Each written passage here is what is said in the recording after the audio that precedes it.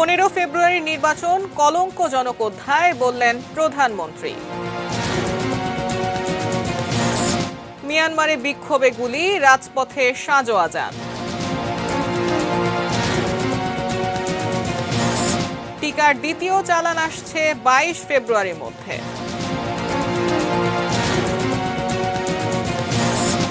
ভারত বাংলাদেশের ওপর দাদাগিরি করে না বললেন হাই কমিশনার। অনলাইনে চটকদার বিজ্ঞাপন দিয়ে প্রতারণা, গ্রেপ্তার 3।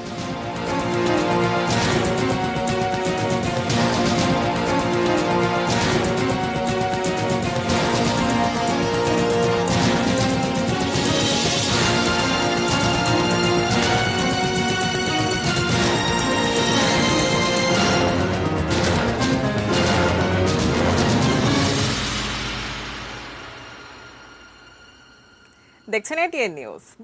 বেলা 3টার নিউজ আওয়ারে আপনাদের সাথে আছি আমি জাকিয়া জাবের। শুনছিলেন সংবাদ শিরোনামগুলো। VSL angle channel HB VSL Bikrampur steel limited. এবারে জানাবো বিস্তারিত খবর। 1996 সালের 15 ফেব্রুয়ারি নির্বাচন বাংলাদেশের ইতিহাসের কলঙ্কজনক অধ্যায় হিসেবে রয়ে গেছে। এই মন্তব্য করেছেন প্রধানমন্ত্রী শেখ হাসিনা। মুক্তিযোদ্ধাদের সম্মানী ভাতা ইলেকট্রনিক পদ্ধতিতে দেওয়ার উদ্বোধনী অনুষ্ঠানে এই মন্তব্য করেন তিনি। এ সময় মুক্তিযোদ্ধাদের ভাতা 20,000 করা হবে বলেও জানান প্রধানমন্ত্রী। বিজয়ী বীর মুক্তিযোদ্ধারা। বাংলাদেশ মুক্তিযোদ্ধা কল্যাণ ট্রাস্টের ট্রাস্টি বোর্ডের সভা অনুষ্ঠিত হয় রাজধানীর ওসমানী স্মৃতি মিলনায়তনে। গণভবন থেকে ভিডিও কনফারেন্সে সেই সভায় যুক্ত হন প্রধানমন্ত্রী শেখ হাসিনা। ট্রাস্টি বোর্ডের সভা শেষে মুক্তিযোদ্ধাদের সম্মানী ভাতা ইলেকট্রনিক পদ্ধতিতে দেওয়ার কার্যক্রম উদ্বোধন করেন প্রধানমন্ত্রী। এই পদ্ধতিতে সরাসরি ভাতা পৌঁছে যাবে মুক্তিযোদ্ধাদের অ্যাকাউন্টে। বর্তমানে মুক্তিযোদ্ধারা ভাতা পান 12,000 টাকা। তবে আমি মনে করি এই সময় 12,000 টাকা কিছুই না। সেভাবে আমি একটা হিসেব করেছি যে সাধারণ মুক্তিযোদ্ধা এবং তারপরে যারা আছেন 12,000 টাকা পান, এরপর আবার কেউ 15, কেউ 20, সেটা না করে সবাই 20,000 টাকা থেকেই সবাই পাবেন। তবে এটা একটু করতে সময় নেবে, কারণ বাজেটে টাকা সব কিছু ব্যবস্থা করতে একটু সময় লাগবে। তবে এটা আমরা করে দেব। দেশের জন্য জীবন বাজি রাখা মুক্তিযোদ্ধারা 75 পরবর্তী সময়ে অবহেলিত ছিলেন। তাই প্রধানমন্ত্রী জানান তারা যেন সম্মানের সঙ্গে জীবনযাপন করতে পারে, সে লক্ষ্যেই কাজ করছে সরকার। একই সঙ্গে সরকারের পাশাপাশি বিত্তবানদেরও অসচ্ছল মুক্তিযোদ্ধাদের পাশে দাঁড়ানোর আহ্বান জানান প্রধানমন্ত্রী। মুক্তিযোদ্ধারা তাদের গৃহ থাকবে না, তাদের কোনো ঠিকানা থাকবে না, তারা কষ্ট করে থাকবে, এটা অন্তত আমি যখন সরকার আছে এটা কখনো হতে পারে না। 75 পরবর্তীতে রাষ্ট্র ক্ষমতায় আসেন সামরিক শাসক জিয়াউর রহমান। প্রধানমন্ত্রী বলেন ওই সময়ে মানুষের ভোটাধিকার হরণ এবং বঙ্গবন্ধুর খুনিদের আশ্রয় প্রশ্রয় দেওয়া হয়। 96 সালে বিএনপি কলঙ্কজনক ভোটারবিহীন নির্বাচন করেছিল বলেও উল্লেখ করেন প্রধানমন্ত্রী। আজকে 15 ফেব্রুয়ারি, আমি একটু স্মরণ করাতে চাই 1996 সালে এই 15ই ফেব্রুয়ারি বাংলাদেশে একটা ভোটারবিহীন নির্বাচন হয়েছিল। কোনো রাজনৈতিক দল অংশগ্রহণ করেনি, সেই কতগুলি দল তৈরি করেছিল। 2% ভোটও পড়েনি। সারা বাংলাদেশে সেনাবাহিনী ডিপ্লয় করে দিয়ে জনগণের ভোট চুরি করে। ও চুরি করে সে দাবি করে সে আবার প্রধানমন্ত্রী হয়েছে। কিন্তু বাংলাদেশের মানুষ কিন্তু তা মেনে নেয়নি। তীব্র আন্দোলন হয়। সে আন্দোলনের মধ্যে মাত্র 1.5 মাসের মধ্যে অর্থাৎ 30শে মার্চ খালেদা জিয়া পদত্যাগে বাধ্য হয়। আমি মনে করি বাংলাদেশের ইতিহাসে 15ই ফেব্রুয়ারি 96 সালের নির্বাচন, 1996 সালের নির্বাচন একটা কলঙ্কজনক অধ্যায় হিসেবে আজও রয়ে গেছে। মহসিন কবির, এটিএন নিউজ, ঢাকা। অতীতের ভুল থেকে শিক্ষা নিয়ে সুশৃঙ্খলভাবে দলকে গড়ে তুলতে নেতা কর্মীদের প্রতি আহ্বান জানিয়েছেন আওয়ামী লীগের সাধারণ সম্পাদক এবং সড়ক পরিবহন ও সেতু মন্ত্রী ওবায়দুল কাদের। 1996 সালের 15 ফেব্রুয়ারি অনুষ্ঠিত বিএনপির একতরফা নির্বাচনের প্রতিবাদে সকালে রাজধানীর রাসেল স্কয়ারে ঢাকা মহানগর উত্তর আওয়ামী লীগের প্রতিবাদ সমাবেশে ভার্চুয়ালি যুক্ত হয়ে প্রধান অতিথির বক্তব্যে এই কথা বলেন তিনি। আরও বলেন দলের ঐক্যে ফাটল ধরাতে ষড়যন্ত্র চলছে। সেই ষড়যন্ত্র নস্যাৎ করতে নেতাকর্মীদের ঐক্যবদ্ধ থাকতে হবে। এছাড়া ঢাকা মহানগর আওয়ামী লীগের তৃণমূল থেকে থানা পর্যায়ের সব কমিটি সম্মেলনের মাধ্যমে করার নির্দেশনা দিয়ে তিনি বলেন, ঘরে বসে কোনো কমিটি করা যাবে না। আওয়ামী লীগকে অতীতের ভুল থেকে শিক্ষা নিয়ে সামনের দিকে এগিয়ে যেতে হবে। দল করতে হলে দলের সবাইকে নিয়ম শৃঙ্খলা মেনে চলতে হবে।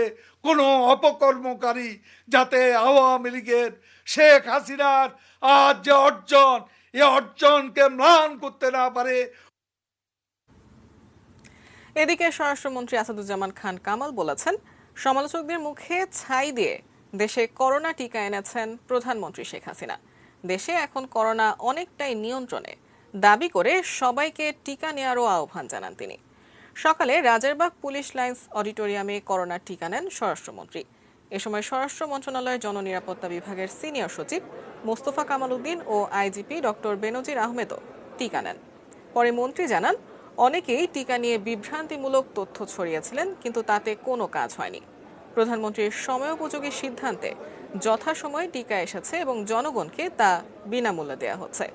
পুলিশ হাসপাতালে প্রতিদিন 18টি বুথে 3000 মানুষকে টিকা দেওয়া হচ্ছে।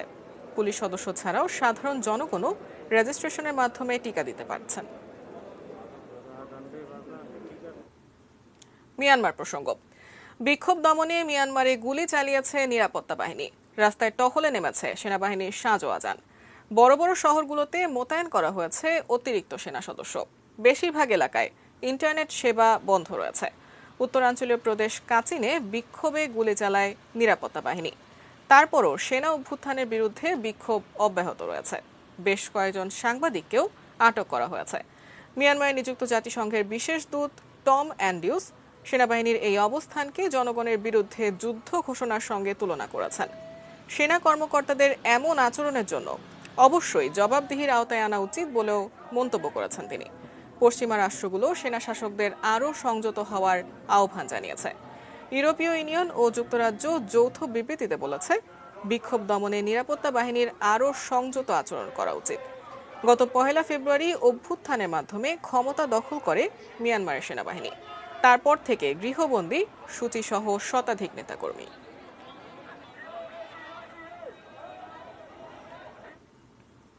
অন্য প্রসঙ্গ, করোনা টিকার দ্বিতীয় চালান 22 ফেব্রুয়ারির মধ্যে চলে আসবে বলে জানিয়েছেন বেক্সিমকো ফার্মাসিউটিক্যালসের ব্যবস্থাপনা পরিচালক নাজমুল হাসান পাপন এমপি। কুর্মিটোলা জেনারেল হাসপাতালে টিকা নেওয়ার পর তিনি এই তথ্য দেন। এই ভ্যাকসিনটার সবচেয়ে বড় জিনিসটা হচ্ছে this is the safest vaccine. আমি যেটা প্রথম থেকে বলে আসছি, এফিকেসি ডেফিনেটলি আছে, কিন্তু সবচেয়ে বড় গুণ এটার হচ্ছে this is one of the safest vaccine, এবং এটা না নেওয়ার কোনো কারণ নেই। জীবন নিয়ে এটার সবচেয়ে আরেকটা জিনিস বলি, ভ্যাকসিন কতটুকু এফেক্টিভ সেটা ইম্পর্টেন্ট না।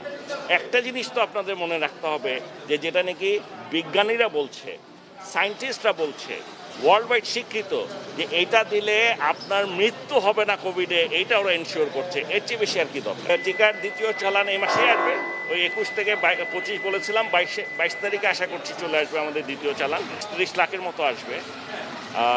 আমাদের ডিমান্ডের উপরে নির্ভর করবে, কারণ আমাদের অলরেডি আপনারা জানেন আমাদের কাছে 65 লক্ষ আছে, কাজে এইটার উপরও নির্ভর করবে আমরা কি আনবো। তবে টিকা নিয়ে ক্রাইসিস হওয়ার কোনো সুযোগ নেই।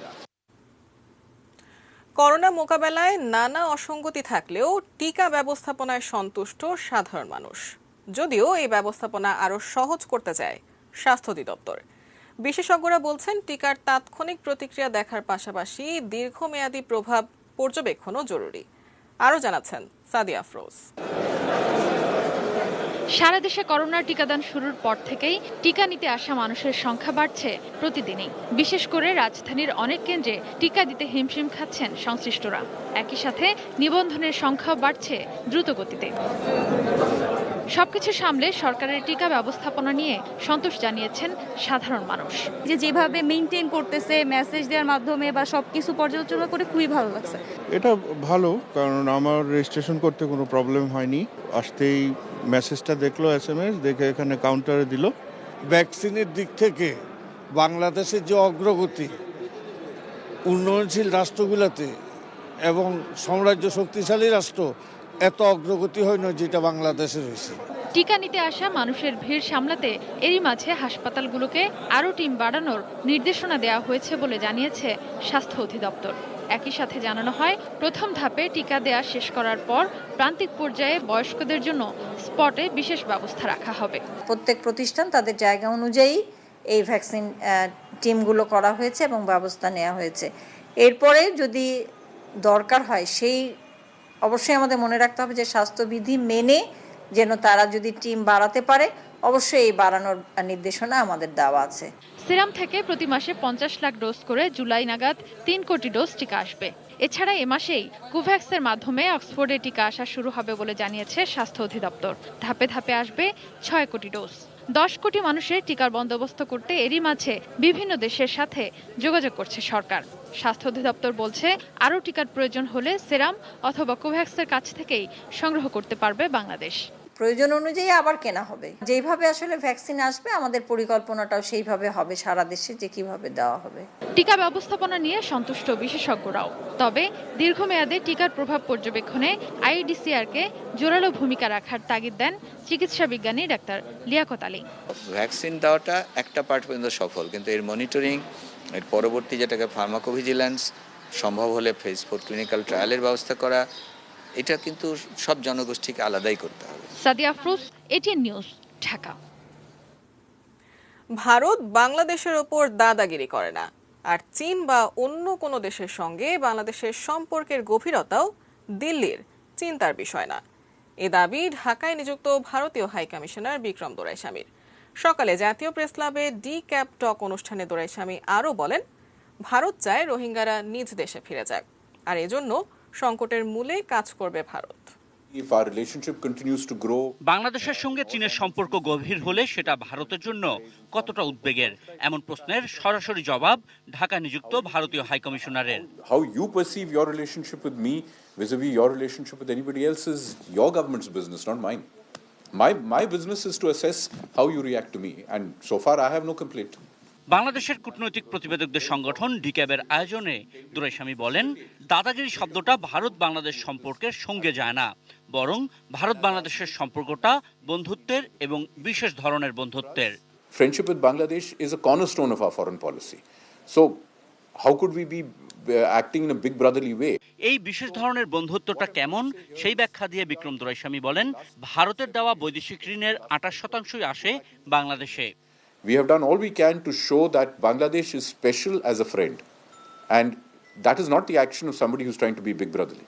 প্রশ্ন এলো, এই বন্ধু রাষ্ট্রের মধ্যে কেন এত লোক মারা যাবে সীমান্তে? ভারতীয় হাইকমিশনার বলছেন, ইচ্ছে করে কোনো হত্যা হয় না। They do fire in self-defense, and this is accounted for, and almost 50% of the number of cases in the last 10 years are of Indians also shot on our side of the border. BSF's figures from 2010 to 2020 showed 132 cases in which Bangladeshi nationals were fatally injured. 95 Indians were fatally injured. জাতিসংঘ নিরাপত্তা পরিষদে এই বছর থেকে নতুন সদস্য ভারত। বন্ধু রাষ্ট্রের জন্য রোহিঙ্গা ইস্যুতে তারা কি করবে, এই প্রশ্নের জবাবে ভারতীয় হাইকমিশনারের বক্তব্য, বাংলাদেশ মিয়ানমার দুই প্রতিবেশীকেই বুঝিয়ে সংকটের গভীরে সমাধানের চেষ্টা করবে তার দেশ। We are willing to work to facilitate the creation of a suitable environment for people to go back, and we have the fullest intention of supporting Bangladesh. The first and foremost challenge, which should be to facilitate the start of returns from Bangladesh to Myanmar of displaced persons. Ashikur Rahman Apu, এটি news, Dhaka. ঠিকানা ভুয়া, কিন্তু অনলাইনে page খুলে দিব্যি করে যাচ্ছেন ভারতীয় পোশাকের ব্যবসা, আর মানুষের সঙ্গে করছেন প্রতারণা। ছবিতে এক পণ্য আর ডেলিভারি দেয়া হয় নিম্নমানের পণ্য। ডিজিটাল প্ল্যাটফর্ম ব্যবহার করে নামি দামি পেজের আদলে প্রতারণা করায় চক্রটি ধরা পড়েছে গোয়েন্দা জালে। সাব্বির আহমেদ জানাচ্ছেন বিস্তারিত। চটকদার সব ভারতীয় পোশাকের বিজ্ঞাপন দেয়া হয় বিভিন্ন ফেসবুক পেজে, কিন্তু পেজে দেয়া চটকদার পণ্যের সাথে ডেলিভারি দেয়া পণ্যের মিল থাকে না। Gulmohar fashion, Babul fashion world, babies shopping house, Lavendery by SP, এই 4টি পেজ খুলে দীর্ঘদিন ধরে প্রতারণা করে আসছিল চক্রটি। ওরা যে ছবি দিয়েছে তার তুলনায় অনেক নিম্নমানের প্রোডাক্ট এবং কোনো মিল নেই। তখন আমি ওদেরকে ফোন দিলাম, ফোন দিয়ে বললাম যে আপু আপনি যে প্রোডাক্টটা পেয়েছি এটা তো আমি অর্ডার করিনি। তখন ওরা বলে যে আপু মেবি ভুল করে চলে গেছে, আমরা এটা আপনাকে চেঞ্জ করে দিব। ওরা মেনলি এই সময়টা নাই যাতে ওরা টাকাটা তুলে ফেলতে পারে। আপনি পেমেন্ট করেছেন? আমরা হ্যাঁ পেমেন্ট তো করে দিয়েছি। পেমেন্ট বলে তাহলে আপনাকে আমরা 2 দিনের মধ্যে এক্সচেঞ্জ করে দিচ্ছি। আমরা ফাইন, অসুবিধা নাই। তারপরে আমি যোগাযোগ করলাম, এক্সচেঞ্জ করছে না। 2 দিন পরে ব্লক করে দিল, কমপ্লিটলি ব্লক করে দিল। তখন আমি বুঝলাম যে আমি প্রতারণার শিকার হয়েছি। আত্মীয়ের বিয়ে উপলক্ষে অনলাইনে 17,000 টাকার পণ্য অর্ডার করেছিলেন মেঘ আহমেদ, কিন্তু প্রোডাক্ট নিম্নমানের হওয়ায় অভিযোগ জানালে তাকে ব্লক করে দেয়া হয়। যতক্ষণ পর্যন্ত প্রোডাক্টটা আমার না হাতে আসছে, ওদের বিহেভিয়ার এত সুন্দর ছিল, এত ভালো ছিল, আমি আপনাকে বুঝায় বলতে পারবো না। আর যখন আমি প্রোডাক্টটা হাতে পেয়েছি, ওদেরকে নক দিচ্ছি, ওদের টোটাল বিহেভিয়ার টোটালি চেঞ্জ। যে আমরা দেখতেছি, দেখবো 2-1 বার টেক্সটে বলছে, এরপর আর কখনো আমার ফোনও ধরে নাই। বিভিন্ন কোম্পানির আনরেজিস্টার্ড সিম কার্ড যেটা, ওইটা দিয়েই সবাই সব রকমের ক্রাইম করার সুযোগ পাচ্ছে। আমরা শুধু ফেসবুক হইলে এই এতগুলা টাকা দিয়ে রিস্ক নিতাম না। যখনই আমরা ফোনে কনফার্ম হয়েছি তখন আমরা টাকাটা দিচ্ছি। খালিদ শামস প্রান্ত এবং সুইটি আক্তার মিম এই দম্পতি অনলাইনে গ্রাহকদের সঙ্গে প্রতারণা করছিল, আর তাদের বিকাশ এবং বিভিন্ন মাধ্যমে আসা টাকা পয়সার লেনদেন করতেন সহযোগী মিরাজ তালুকদার। আইনি ঝামেলা এড়াতে ভুক্তভোগীদের অনেকেই থানায় অভিযোগ করেন না। এই সুযোগেই তারা দিনের পর দিন প্রতারণা করে আসছিল।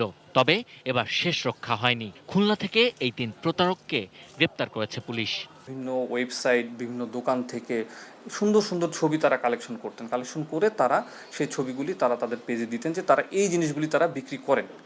যখন কেউ কোনো ব্যক্তি তাদের এই পণ্যগুলি যখন তারা অর্ডার করতেন, তখন তারা ওইটার আদলে একটু গোজামিল দিয়ে তারা একটা কাপড় তৈরি করে, কোনো রকম একটি কাপড় তৈরি করে, নিম্নমানের একটা কাপড় তৈরি করে তাদেরকে পৌঁছে দিতে, এবং পরবর্তীতে এটার মাধ্যমে যে টাকাটা তাদের আয় হতো এটা তারা আত্মসাৎ করতেন। প্রচুর লোক আমাদের কাছে অভিযোগ করে। আমাদের উদ্দেশ্য হলো যদি স্পেসিফিকেশন অনুযায়ী জিনিস দেয় এবং এটা যেন একটি সুষ্ঠু ব্যবস্থাপনার মাধ্যমে ই কমার্সটি চলে। যদি কেউ প্রতারণার চেষ্টা করে বা প্রতারণা করে বা এটাতে যদি লোকজন ক্ষুব্ধ হয়, তাহলে এই বাণিজ্যটি ক্ষতিগ্রস্ত হবে। যারা ভালো ব্যবসা করে তারা ক্ষতিগ্রস্ত হবে। এ ধরনের প্রতারণা থেকে বাঁচতে ডিজিটাল প্ল্যাটফর্ম ব্যবহারে আরও বেশি সতর্ক হওয়ার পরামর্শ গোয়েন্দাদের। ধীরে ধীরে বাড়ছে ই কমার্স নির্ভরতা, বাড়ছে অনলাইনে কেনাকাটা, কিন্তু নির্দিষ্ট কোনো নীতিমালা না থাকায় প্রতিনিয়তই এই মাধ্যমে প্রতারিত হচ্ছেন গ্রাহকরা। সংশ্লিষ্টরা বলছেন অনলাইন ভিত্তিক ব্যবসাকে একটি নির্দিষ্ট নীতিমালার আওতায় নিয়ে আসা প্রয়োজন। এর ফলে এই মাধ্যম ব্যবহারে মানুষের আস্থা বাড়বে, কমবে প্রতারণা। Sabbir Ahmed, ATN news, Dhaka. গৃহহীনের ঘর প্রধানমন্ত্রীর উপহারকেও শেষ পর্যন্ত প্রতারণার ফাঁদ বানিয়েছে একটি চক্র। যাদের জমি আছে তাদের ঘর দেবেন, এমন প্রচারে দরিদ্র খেটে খাওয়া মানুষের অর্ধ কোটি টাকা হাতিয়ে নিয়েছে চক্রটি। সাভার থেকে সহকর্মী জাহিদ হাসান শাকিলের প্রতিবেদন। বয়সের ভারে কর্মহীন মালেক হোসেন, শেষ সম্বল বলতে এই জমিতেই ছিল তার জরাজীর্ণ টিনের ঘর। কম টাকায় পাকা দালানের আশায় প্রতারকের খপ্পরে পড়ে হারিয়েছেন ঘরটিও। সব হারিয়ে মালেক হোসেন অন্যের জমিতে ভাঙা ঘরে পরিবার নিয়ে দুঃসহ জীবনযাপন করছেন। 3,30,000 ঘর দিব, অনেক টাল লিগা ঘুরতে আছি, এই অনেক 5 মাস চলে। শুধু মালেক নয়, এমন প্রতারণার শিকার সাভারের বিরুলিয়া ইউনিয়নের প্রায় 20টি পরিবার। পরিবার প্রতি 1 থেকে 1,70,000 টাকা পর্যন্ত হাতিয়ে নিয়েছে প্রতারক চক্র। বলছে তোদের ঘর 1.5 মাসে কমপ্লিট করে দিম, তোরা 1.5 মাসে ঘরে যাবি। আমি চাই শুধু আমার বাড়িটা কমপ্লিট করে দিক, যে আমরা বাল বাচ্চালে এই বাড়ির ভিতরে থাকতে পারি। ছেলে মেম্বারও ছিল, ওনার উপর সাধারণ জনগণ আস্থা রেখে কিছু টাকা পয়সা লেনদেন করে। ভুক্তভোগীদের অভিযোগ, প্রতারক চক্রের মূল হোতা আলামিন। বিট ফেয়ার ফ্যাশন নামে ছোট্ট এক কারখানার এমডি। ফেসবুক জুড়ে নামে বেনামে অনুষ্ঠানের অতিথিও আলামিন। টাকা হাতিয়ে নেয়ার বিষয়টি সঠিক কোনো ব্যাখ্যা দিতে না পারলেও তুলে ধরেন নানা যুক্তি। ফেস টু ফেস কথা বলেন, যারা ক্ষতিগ্রস্ত তাদেরকে প্রেজেন্ট করেন, একসাথে বসেন, আসি একটা প্ল্যাটফর্মে বসে কথা বলি। আরও অভিযোগ রয়েছে, এই কাজে তাকে সহযোগিতা করেছেন সাভারের বিরুলিয়া ও আশুলিয়া ইউনিয়নের সংরক্ষিত 2টি ওয়ার্ডের মহিলা সদস্য সেলিনা আক্তার ও সালমা ইসলাম। যোগাযোগ করা হলে ক্যামেরার সামনে কথা বলতে রাজি হননি তারা। অভিযোগকারীদের তথ্য গোপন রেখেই বিষয়টি তদন্ত করে আইনগত ব্যবস্থা নেওয়ার কথা জানালেন প্রশাসনের কর্তা ব্যক্তিরা। তদন্ত করে যদি আসলে আমরা প্রমাণ পাই যে এই ধরনের আর্থিক অনিয়মের বিষয় অথবা কোনো জনপ্রতিনিধি এটার সাথে এভাবে কাজ করেছে, তাহলে অবশ্যই আমরা আইনগত ব্যবস্থা নিব। প্রধানমন্ত্রীর প্রশংসিত উদ্যোগটি নিয়ে যারা প্রতারণা ও দুর্নীতিতে নেমেছে তাদের দৃষ্টান্তমূলক সাজা হওয়া দরকার বলে মনে করে মানুষ। Zahid Hasan Shakil, ATN news, Savar. News hour এই পর্যায়ে বায়াজিৎ স্টিল বিরতি নিচ্ছি, এরপর আরো যা থাকছে। লেখক অভিজিৎ রায় হত্যা মামলার রায় কাল।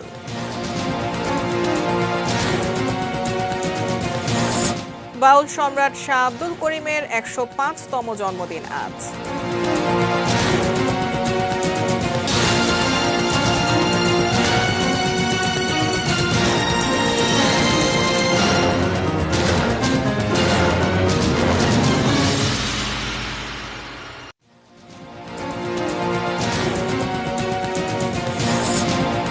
ফেব্রুয়ারি নির্বাচন কলঙ্কজনক অধ্যায় বললেন প্রধানমন্ত্রী। মিয়ানমারে বিক্ষোভে গুলি, রাজপথে সাঁজোয়া যান।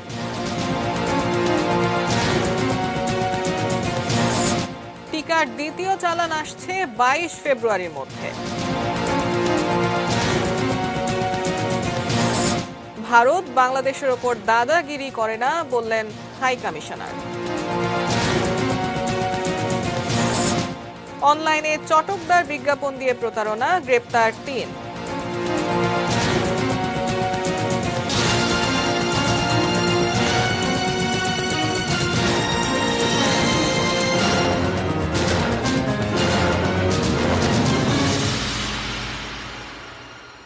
দেখছেন এটিএন নিউজ। বিরতির পর 3টা নিউজ আওয়ারে আবার স্বাগত জানাচ্ছি।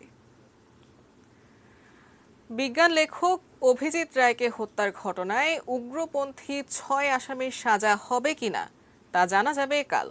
গত 4 ফেব্রুয়ারি ঢাকার সন্ত্রাস বিরোধী বিশেষ ট্রাইব্যুনালের বিচারক মোহাম্মদ মুজিবুর রহমান এই মামলার রায়ের জন্য 16 ফেব্রুয়ারি দিন ঠিক করেন।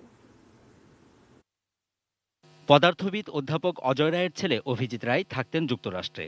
বিজ্ঞানে নানা বিষয় নিয়ে লেখালেখির পাশাপাশি মুক্তমনা ব্লগ সাইটও পরিচালনা করতেন তিনি। জঙ্গিদের হুমকির মুখেও তিনি বইমেলায় অংশ নিতে দেশে এসেছিলেন 2015 সালে। ওই বছরের 26 ফেব্রুয়ারি স্ত্রী রাফিদা আহমেদ বন্যাকে নিয়ে বইমেলা থেকে ফিরছিলেন অভিজিৎ রায়। ফেরার পথে ঢাকা বিশ্ববিদ্যালয়ের টিএসসির সামনে জঙ্গি কায়দায় তার উপর হামলা চালানো হয়। এতে ঘটনাস্থলেই মারা যান অভিজিৎ, আর চাপাতির আঘাতে আঙ্গুল হারান তার স্ত্রী রাফিদা।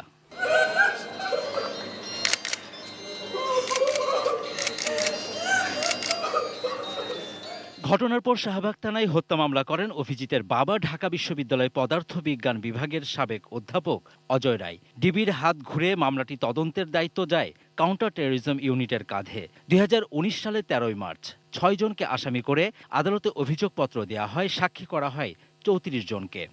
স্বাধীনতার লক্ষ লক্ষ স্বাধীনতা শহীদের রক্তে অর্জিত এই বাংলাদেশ এখন জঙ্গিদের আস্তানায় পরিণত হবে।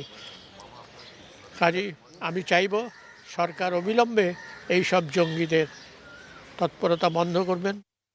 এই মামলার আসামি সেনাবাহিনী থেকে চাকরিচ্যুত মেজর জিয়া ও আকরাম হোসেন পলাতক। বাকি 4 আসামি মুজাম্মেল হুসাইন, আবু সিদ্দিকী সোহেল, আরাফাত রহমান ও উগ্রপন্থী ব্লগার শফিউর রহমান ফারাবি কারাগারে। ফারাবি ছাড়া বাকি 5 আসামির সবাই নিষিদ্ধ ঘোষিত জঙ্গি সংগঠন আনসারুল্লাহ বাংলা টিমের সদস্য। 2019 সালের 1 আগস্ট অভিযোগ গঠনের মধ্য দিয়ে এই মামলায় 6 আসামির বিচার শুরু হয়। উভয় পক্ষের যুক্তিতর্ক শেষে রায়ের জন্য 16 ফেব্রুয়ারি দিন ঠিক করা হয়। Javed Akhtar, ATN news, Dhaka. বাউল সম্রাট শাহ আব্দুল করিমের 105তম জন্মদিন আজ। 1916 সালের 15 ফেব্রুয়ারি সুনামগঞ্জের দিরাই উপজেলার উজানধল গ্রামে তার জন্ম। গানে গানে অর্ধ শতাব্দীরও বেশি লড়াই করেছেন ধর্মান্ধদের বিরুদ্ধে। মৌলবাদীদের নানা লাঞ্ছনারও শিকার হন কিংবদন্তি এই বাউল। বসন্ত বাতাসে সইগো, কোন মেস্তরি নাও বানাইছে, আগে কি সুন্দর দিন কাটাইতাম, কেন পিরিতি বাড়াইলা, এমন অসংখ্য গানের রচয়িতা তিনি। ভাষা আন্দোলন ও মুক্তিযুদ্ধের সময় গণসঙ্গীত গেয়ে লাখো তরুণকে উজ্জীবিত করেছেন। পেয়েছেন 21 পদক। শাহ আব্দুল করিমের জন্মভিটায় থাকার ব্যবস্থা সহ সঙ্গীতালয় ও কমপ্লেক্স নির্মাণের দাবি বহু বছরের। 2009 সালের 12 সেপ্টেম্বর পৃথিবীর মায়া ছেড়ে পরপারে চলে যান শাহ আব্দুল করিম। মাটির পিঞ্জিরায় সোনার ময়না রে, তোমারে পুষিলাম কত আদরে। সোশ্যাল ইসলামী ব্যাংক লিমিটেড বাণিজ্য সংবাদ।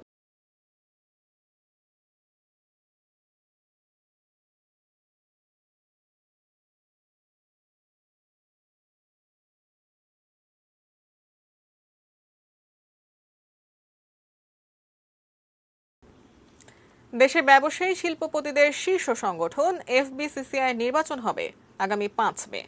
2021-23 মেয়াদের এই নির্বাচনের জন্য রোববার তফসিল ঘোষণা করেছে এফবিসিসিআই নির্বাচন পরিচালনা বোর্ড। তফসিল অনুযায়ী 6 মার্চের মধ্যে এফবিসিসিআই সদস্য সংগঠনগুলোকে চাঁদা পরিশোধ করতে হবে। সাধারণ পরিষদের সদস্য হিসেবে নাম পাঠানোর সবশেষ সময় 8 মার্চ। 13 মার্চ প্রাথমিক ভোটার তালিকা প্রকাশ করা হবে। অভিযোগ এবং প্রয়োজনীয় সংশোধনের সাপেক্ষে চূড়ান্ত ভোটার তালিকা প্রকাশ করা হবে 24 মার্চ। নির্বাচনে অংশগ্রহণকারী পরিচালক পদে নির্বাচিত ও মনোনীত প্রার্থীদের মনোনয়নপত্র দাখিল ও যাচাই বাছাইয়ের শেষ দিন 31 মার্চ। 8 এপ্রিল প্রার্থী তালিকা প্রকাশ ও 11 এপ্রিল প্রার্থিতা বাতিলের শেষ দিন। 15 এপ্রিল চূড়ান্ত প্রার্থী তালিকা প্রকাশের পর 21 এপ্রিল প্রত্যাহার ও চূড়ান্ত প্রার্থী তালিকা প্রকাশ হবে। আর 5 মে সকাল 9টা থেকে বিকেল 4টা পর্যন্ত পরিচালক পদে সাধারণ সদস্যদের ভোট গ্রহণ শেষে ফল প্রকাশ হবে। মেটাল প্রেজেন্টস কৃষি সংবাদ, সুজলা সুফলা।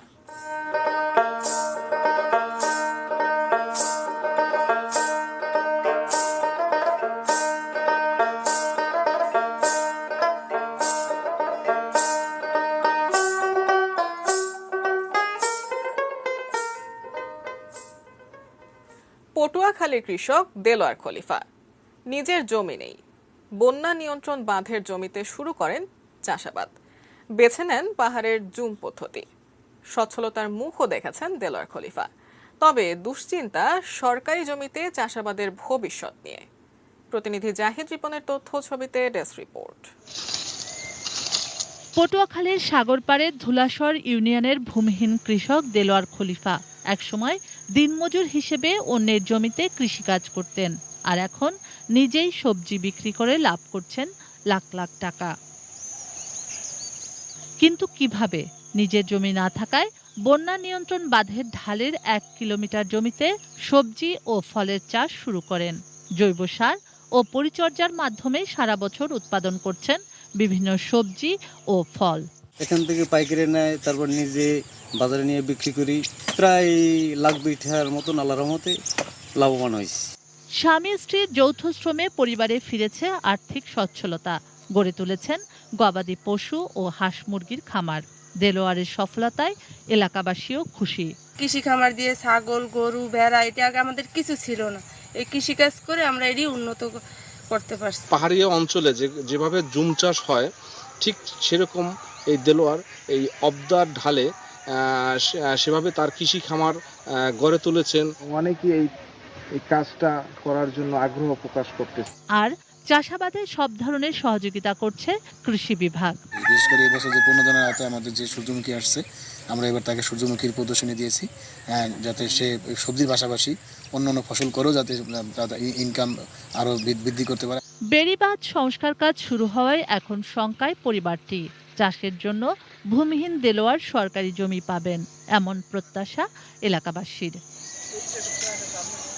শুক্লা সরকার, ডেস্ক রিপোর্ট, এটিএন নিউজ। আবারও বাইরে স্টিল বিরতি নিচ্ছি, এরপর আরো যা থাকছে। ইবোলা সংক্রমণ মহামারী ঘোষণা করল গিনি। অস্ট্রেলিয়ান ওপেনের কোয়ার্টার ফাইনালে জকোভিচ।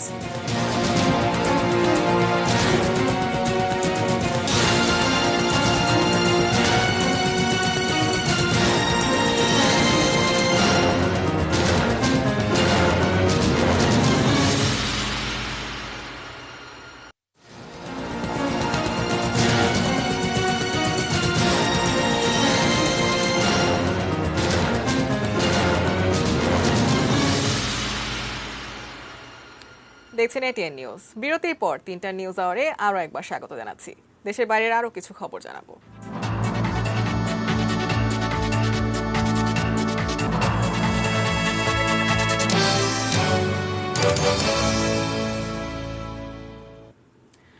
ইবোলায় 3 জনের মৃত্যু ও 4 জন অসুস্থ হয়ে পড়ার পর মহামারী ঘোষণা করেছে গিনি। লাইবেরিয়ার সীমান্তের কাছে একটি দাফন অনুষ্ঠানে যোগ দেওয়ার পর 7 জন অসুস্থ হয়ে পড়েন। তাদের মধ্যে ইবোলার উপসর্গ দেখা দেয়। এদের মধ্যে মারা যান 3 জন। আক্রান্তদের হাসপাতালে আইসোলেশনে রাখা হয়েছে বলে জানিয়েছে গিনির স্বাস্থ্য মন্ত্রণালয়। স্বাস্থ্য মন্ত্রণালয়ের এক বিবৃতিতে বলা হয়, পরিস্থিতি পর্যবেক্ষণ করে আন্তর্জাতিক স্বাস্থ্যবিধি অনুসারে মহামারী ঘোষণা করা হয়েছে। স্বাস্থ্যমন্ত্রী রেমি লামা জানান, ইবোলায় মৃত্যুতে উদ্বিগ্ন সরকার। 2013 সাল থেকে 2016 সাল পর্যন্ত গিনি, সাইবেরিয়া ও সিয়েরা লিওনে ইবোলায় 11,300 মানুষের মৃত্যু হয়। গিনি থেকে ছড়িয়ে পড়েছিল এই ইবোলা ভাইরাস।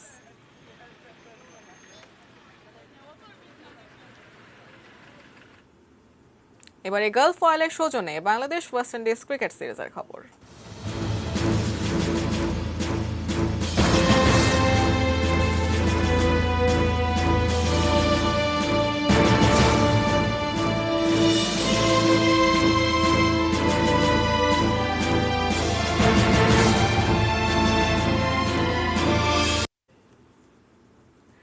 কোনো পরিকল্পনা ছাড়াই টেস্ট সিরিজ খেলাচ্ছে বাংলাদেশ। শুধু কোচ আর অধিনায়ক নন, পুরো দলকেই জবাবদিহিতার আওতায় আনা হবে বলে ঘোষণা দিয়েছেন বোর্ড সভাপতি নাজমুল হাসান।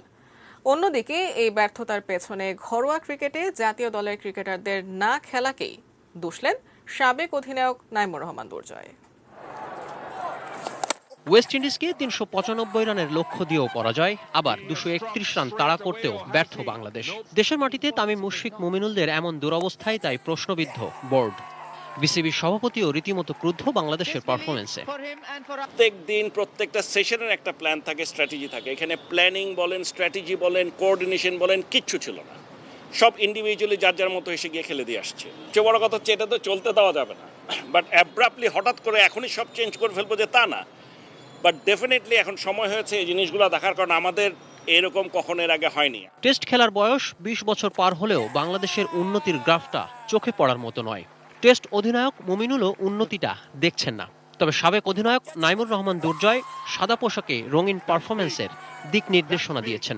আমার কাছে মনে হয় যে ওইভাবে কোনো উন্নতি হয় নাই। মানুষের তো উন্নতির শেষ নাই। আপনি মৃত্যুর আগ পর্যন্ত ক্রিকেট আমরা যতদিন খেলবো, বাংলাদেশের দেশের রিপ্রেজেন্ট করবো, ততদিন পর্যন্ত ইমপ্রুভ করতে হবে। ব্যাটসম্যানরা যদি লম্বা সময় ব্যাটিং করতে পারে, 3-4 সেশন ব্যাটিং করো, তাহলে হয়তো আমাদের জন্য ইজি হবে, মানে টেস্ট টিমের জন্য ইজি হবে। আমরা ফার্স্ট ক্লাস ক্রিকেট আয়োজন করি, তখনই সবার যত পার্সোনাল এনগেজমেন্ট, পার্সোনাল ইন্টারেস্টগুলি বা পার্সোনাল এন্ডোর্সমেন্টের শুটিং বা ফিজিক্যাল চেক আপ, ওই সময়টাতেই কেন চট্টগ্রাম কিংবা ঢাকায় কোনো ভেন্যুতেই একজনের বেশি পেসার রাখা হয়নি বাংলাদেশের একাদশে। কারণটা জানা নেই খোদ বোর্ড সভাপতিরও। ডেফিনেটলি আমাদের পেসাররা much better than our spinners, এবং আমাদের এখন অনেকগুলো পেসারের অপশন আছে। এতগুলো পেসার থাকতে আমি পেসার খেলাবো না। ক্যাপ্টেন অ্যান্ড কোচ, আর তো এখানে আর কেউ এর মধ্যে আমরা নাই তো এখন। তাদের কাছ থেকে জবাব দিতে চাইবেন কিনা? অবশ্যই চাবো, সবার কাছ থেকেই চাবো। এটা শুধু, এটা আমি আপনাদেরকে বলে দিই, এটা শুধু ক্যাপ্টেন অ্যান্ড কোচ না, সবার কাছ থেকেই চাওয়া হবে। Khairuzzaman, ATN news, Dhaka. খেলার আরো খবর জানাবো। ইনজুরি অবস্থায় খেলেও অস্ট্রেলিয়ান ওপেনের কোয়ার্টার ফাইনালে উঠেছেন নোভাক জকোভিচ। 3-1 সেটে তিনি হারিয়েছেন মিলোস রাওনিচকে। অন্যদিকে ডমিনিক থিয়েমকে সরাসরি সেটে হারিয়ে শেষ 8 নিশ্চিত করেছেন গ্রেগর দিমিত্রভ। গত শুক্রবার তৃতীয় রাউন্ডের ম্যাচে অ্যাবডোমেন ইনজুরিতে পড়েছিলেন জকোভিচ, তাই চতুর্থ রাউন্ডে খেলা নিয়ে শঙ্কা ছিল।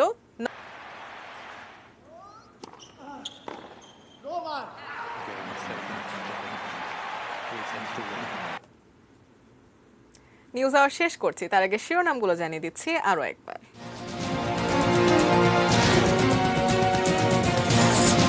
15 ফেব্রুয়ারির নির্বাচন কলঙ্কজনক অধ্যায় বললেন প্রধানমন্ত্রী।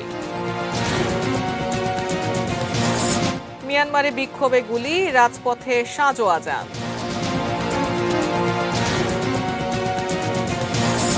টিকার দ্বিতীয় চালান আসছে 22 ফেব্রুয়ারির মধ্যে।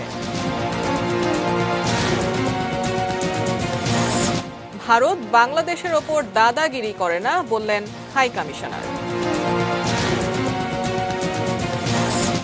অনলাইনে চটকদার বিজ্ঞাপন দিয়ে প্রতারণা, গ্রেপ্তার 3। লেখক অভিজিৎ রায় হত্যা মামলার রায় কাল।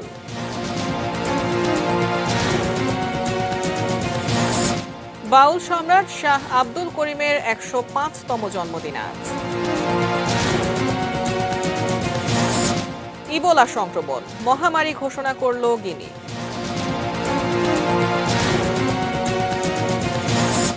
এবং অস্ট্রেলিয়ান ওপেনের কোয়ার্টার ফাইনালে জকোভিচ।